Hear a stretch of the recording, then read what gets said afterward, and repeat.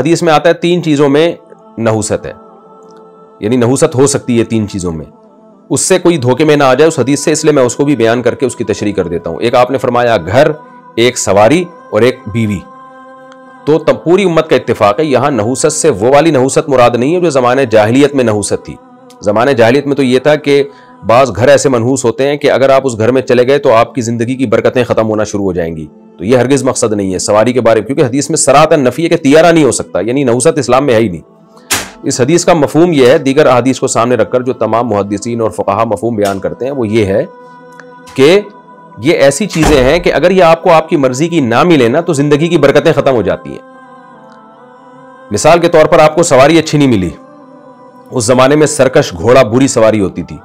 تو وہ گھوڑا جب سرکش ہے اور اونٹ بے قابو ہو رہا ہے تو آپ کی زندگی کا مزہ، کیونکہ سفر تو انسان کو بار بار اس نوبت پیش آتی ہے،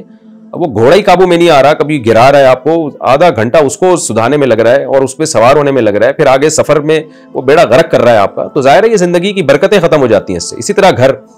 آپ نے گھر ایسا خرید لیا، نہ اس میں ہوا کی کوئی وینٹیلیشن کا انتظام ہے، نہ اس میں دھوپ ہے، وہ گھٹن والا ماحول ہے اس گھر کے اندر، گندے نالے پہ بنا ہوا ہے، تو گھر تو ایسی چیز ہے جس میں جا کے انسان کو سکون ملے، وہاں جا کے آپ بیمار ہو رہے ہیں،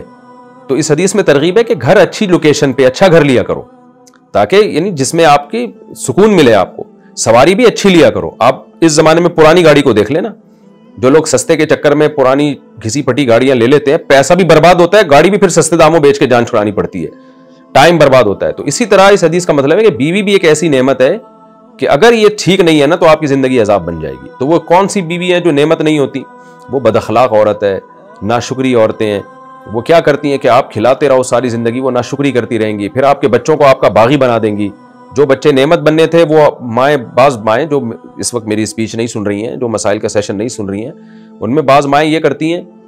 کہ وہ بچوں کو باپ کے خلاف ورغلاتی رہتی ہیں، طنز کرتی رہتی ہیں، باپ زندگی بھر کھلاتا پلاتا ہے بچوں کو اور وہی بچے بڑے ہو کر باپ کا گریبان پکڑ رہے ہوتے ہیں۔